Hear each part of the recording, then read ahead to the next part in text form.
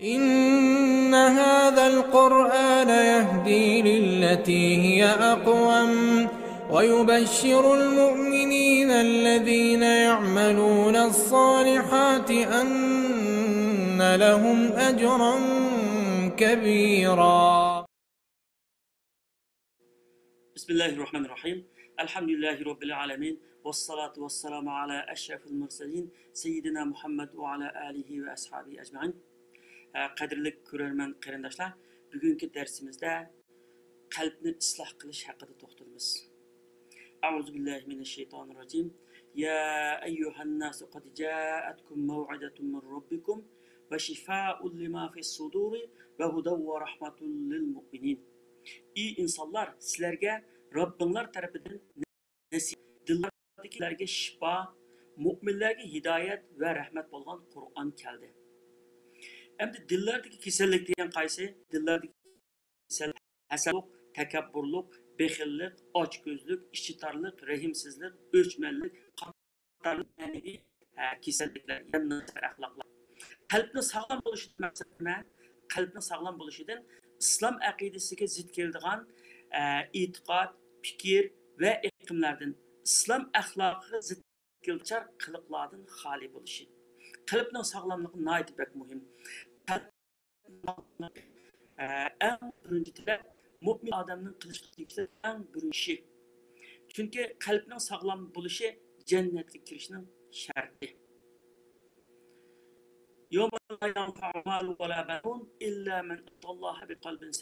Qiyomat kunida dunyomu, bola chaqalarmu foyda bermaydi. Faqat Allohning dargohiga sog'lom qalb bilan borgan odamlar foyda topadi deydi. İnsanın kalbi tüzülse, onun başka organları tüzülür, başka işlerine tüzülür. Hem bir doğru yolda mağam buludur. Onun kalp bolsa, onun başka işlerimi, kalbi bozulsa, başka işlerim bozuldu. Çünkü kalp başka organlar esker.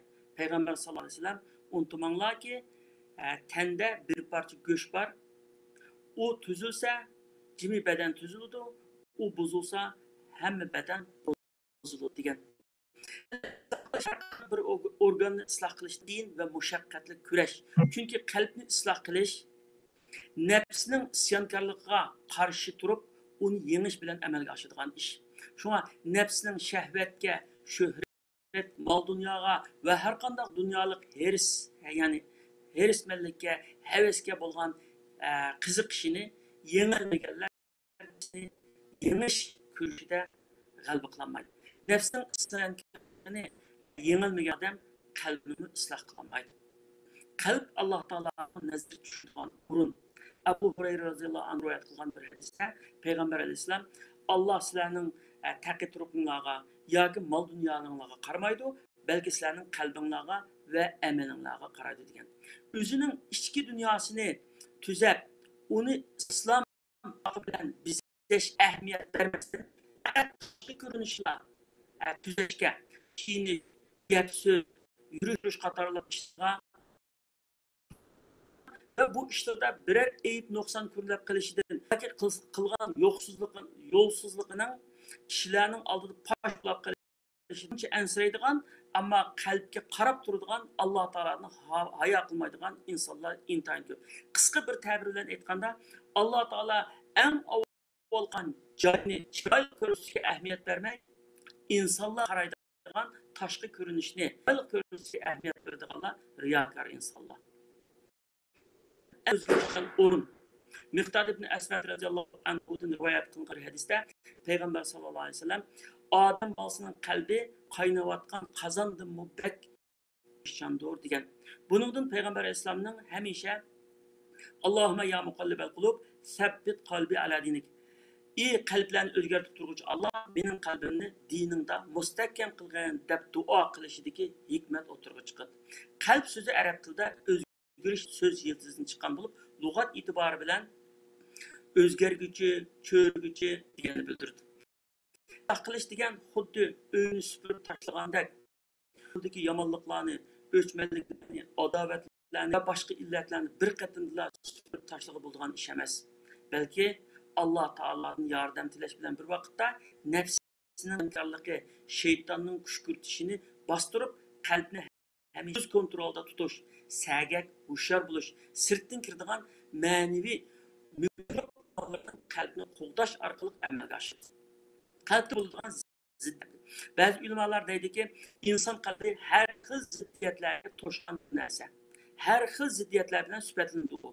Ba'zilarning qalbi yumshoq kelsa, ba'zilarning qalbi qattiq, ba'zilarning qalbi oq kelsa, ba'zilarning qop-qora keladi. Qalbning yumshoqligi iymonning asri bo'lgandek, uning qattiqligi kufrning asri. Shuningdek, qalbning oqligi yaxshi amalning izi bo'lgandek, qalbning qoraligi gunohning izi. Shunga bizda Uyg'urlarda gunohni ikkilanib qilgan odamni dili qora odam deydi. Yaxshi odamni dili oq odam deydi. Endi birovning qalbidagi ziddiyatlar uning jannatga kirishi yoki do'zaxga kirishini belgilaydi. Bir mo'min ayolning bir mushukni suv non bermay bog'lab qo'yganligi uchun, bog'lab qo'yib, uning o'limiga sabab bo'lganligi uchun do'zaxga bo'lib ketganligi va bir podsho ayolning qattiq usab ketganlikdan susirab, hasirab qolgan bir ishni sug'urib qo'yganlik uchun jannati bo'lib ketganligi haqida sahih hadis kelgan. Bu yerdagi gap bir suv non, suv berish emas. Asosli maqsad ich og'ritish, ko'ngil bilish. Alloh taolaning maxluqotiga ich og'ritish. Iymon bor qalbda ich og'rish, ko'ngil bilish bo'ladi. Endi qalbning sog'lomligi jannatga kirishning kapolati. Anas ibn Malik radhiyallohu anhudan rivoyat qilindiki, u mundaq deydi. Bir kuni biz payg'ambar sallallohu alayhi vasallam bilan masjidda o'tirdik. Rasululloh bizga hozir bir odam kirdi, u ahli odam dedi. Qarasak birdamdan keyin bir ansarlardan bir odam kirdi dedi. Ertesi yana aynı vaqtda Rasululloh yana shundaq dedi, yana shu odam kirdi. 3-chi kunmi shundaq bo'ldi. Shundan keyin Abdullah ibn Umar radhiyallohu o'ning aqdidan men bilan yetishib qolgandim. 3 kungacha uyga kirmaslikka qasam qilyaptim. Shunga sizning uyingizda meni 3 kun qo'ndira olamsiz deganda, tamam men sizni qo'ndiray deb aytdim. Bu voqeani Ibn Umar radhiyallohu anhu Anas ibn Malik radhiyallohu anhu qissa qilib bergan gapimda. Buni Imom Ahmad rivoyat qilgan hadis. Uyga bordi, berib 3 kun qo'nidi. Qo'nish jarayonida u odamda bu qiziqib bordi. Rasululloh ahli jannati degan ekan, bu odamning qandoq maxfiy amallari va biz bilmaydigan qandoq amallari va bir günah qarasa shu boshqa oila o'zining namozga azan chiqqanda namoz chiqish bilan boshqa hech qanday bir yangi bir o'zgarish yo'q. Odatga bir musulmon qiladigan ishni qildi ekan hamda. Shuning bilan 3 kungacha bu odam hayron qoldi. Bu qandoq bu odamni jannat ahli deb alayda sifatlagan to bizdan hech farqi yo'q ekan deb qoldi. 3-chi kun hamda kechqurun xo'shlashib, men sizga rostini desam da qaydishib qolmagan. Rasululloh sizni 3 kun u da jannat ahli bu deganda, shuni sizni hamda qandoq amallarni qildiganda desak, sizni bizga o'xshash amal qildigan ekansiz, sizda bir ortiq bir ishni ko'p edaman degan ekan. Bu odam deydi ki, to'g'ri shu siz ko'rganingizdek, menda bir ortiq bir amal yo'q, sizga o'xshash shundoq. Biroq men hech qanday bir musulmon qarindoshga Allohning unga bergan qat'iy ko'z qizartmayman deydi. Shu vaqtda men unga dedim deydi İbn Umar radhiyallohu anhu. Ha, endi bildim. Sizni bu darajaga ko'targan va bizning qo'limizdan kelmayotgan ish mush ekanda dedim deydi. Endi qalb tuzalsa, hamma ish tuzildi dedi qanday. Qalbning isloh qilinishi amal ibodatlarning shaklida ado qilinishi. Amal ibodatlarning durust shaklda ado qilinishi niyatning durust bo'lishiga. Niyatning bo'lishi va qalbning suzuk bo'lishiga bog'liq. Qalbning suzuk va qalbning pokiz bo'lishiga bog'liq. Alloh Sufyan ibn Uyayna deydiki, ishingiz bilan teshingiz o'xshash bo'lsa, bu sizning durust odam ekanligingizning ishorati. Agar teshingizdan afzal bo'lsa, bu sizning axloq, fazilatli odam ekanligingizning ishorati. Agar teshingiz ichingizdan parlaq bo'lib ketsa, bu sizning o'zingizga o'zingiz zulm qilganligingizni bildirdi. Ya'ni demak bu chaqda riyo bilan nifoq kirib qolgan bo'ldi ishqa. Ishchi bilan teshi birilib o'xshash bo'lmaganligi. Qalb amallari ibodatlarning asli. Boshqa amallar ibodatlarning shaxsi. Yani kalp emelleri deganimiz niyet, ixlos, taqvolik, sevgi, muhabbat deganga o'xshash muhim masalalar. Endi jismoniy amallar mo'lliq ko'rsatib qildigan namoz, ro'za, zakot, haj deganga o'xshash simvollik ibodatlar. Boshqalarni ko'ralaydigan.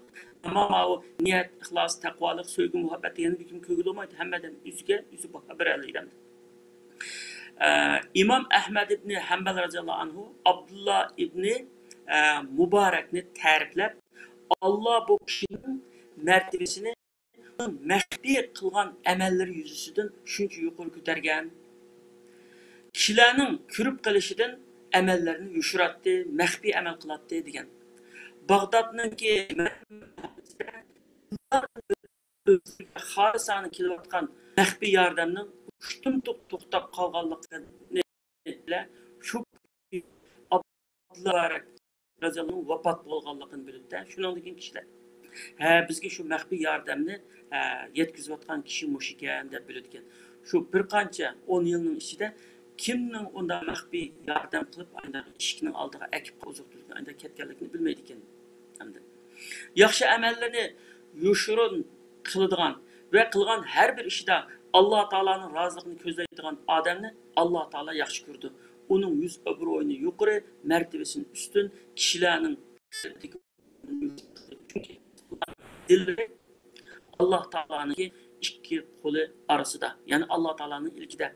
Ulanın dillerini Allah Teala halgan çöğrüydü. Bir kimlerinki muhabbetini salalaydı, nefretini salalaydı, insanların yaxşı köy güzelleydi, yaman köy güzelleydi. Yani bir hadiste gelgen Allah Teala bendilerinin birisini yaxşı görse Cibril'e çağırıp onunla bunu eğitiyordu.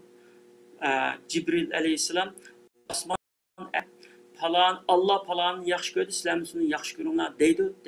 Osman ehli onu qabul qilib yaxşı görgəndikən, an bu qabul yer ehli oldu. Şununla zemin ehli onu yaxşı görüşkə başlaydı deydi. Endi kişiler Hindistan'ınki daisi Gandhi'nin bir pay ayır haqqındakı qissasini insaniyet üçün namuna qilib so'zlaydi da, ağzını düşürməyi so'zlaydi. Qismında qanday bir günde aldırıp poyuzga çıkmakçı bolganda onun bir pay ayağı düşüp kaldı iken. Poyuz kozguluvatkan çağ endi. Bu çağda kendi yana bir pay ayağı gitip kaldı iken. Şu ayağı geçip endi yo'lovchilar nemişki shunda qildingiz degan ekan. Men bundan foydalanmagan ekan, meningdan bir kambag'al foydalansın dedim deydi. Endi buni noati bir insoniyatchilik insonparvarlik haqiqatan yaxshi hamda, lekin bu mu'minga mush xislatlarning hech qaysi haqiqiy mu'minga yetmaydi hamda. Mu'minlar o'z vaqtida va yusiruna ala anfusihim va law kana bihim khasasa ularning boshqa muhojirlarning manfaatini a'lo biladi deb ansarlar, ya'ni Alloh taolaning mush maqtishiga, madiyasiga erishgan eng oddiy, eng shaxsiy, eng bekil odam başqalarga yaxshilikni izlaydi mu'minlarning ichidan. Endi bu başqalarga manga bo'lmagandan endi boshqasini bo'lmasin deganlik bu insonlikning mu'min degan bo'lmaydi, inson degan bo'lmaydi endi. Endi manga bo'lmagandan boshqasiga bo'lsin. Men foydalanmagandan boshqasi bo'lsin, foydalansin deganlik bu bir insonlik endi. Ammo mu'minlikning eng to'yan darajasi endi. Her qanday mu'minda bunda xislat bo'ladi va bo'lish kerak endi. Vallazina ja'u min ba'dihim yaquluna robbana ighfir lana va li ikhwanina allazina sabaquna bil iman va la taj'al fi qulubina ghillan lil ladzina amanu robbana innaka ra'ufur rahim. Ulardan keyin kelganlar, ey Robbimiz bizga va bizdan ilgari iymon etgan qarindoshlar mag'firat qilgin. Dillarimizda mu'minlarga qarshi düşmanlık paydo qilmagin. Ey Robbimiz, cheksizki sen nihayet mag'firat qiluvchisan, nihayet mehribonsan. Ya'ni mu'minning sifati yana shunday bo'ldi. Yaxshilikni, ya'ni mu'minningki eng yuqori pallasi o'zining manfaatidan kechib boshqa ish. Uning o'ttira pallasi o'zi yaxshi ko'rganni boshqalar ham yaxshi ko'rish. Eng tuvan, eng baxil mu'min bu yaxshilikni tilaydi. Ya'ni mu'min mushundaq bir isil sifatlik endi haqiqiy mu'min. Dunyoda mu'minlar balki o'zininki qadr qimmatini bilmasligi mumkin. Dunyo ularning qadr qimmatini texim bilmaydi. Ammo ular o'zining qadr qimmatini ko'tarish yoki ko'tarmaslik u ularningki o'zining qo'lidagi ish. Alloh taolo shunday bir yaxshi bir sharoitni, yaxshi iymonni, yaxshi fursatni, eng qimmatli bo'lgan hidoyatni ato qilgan.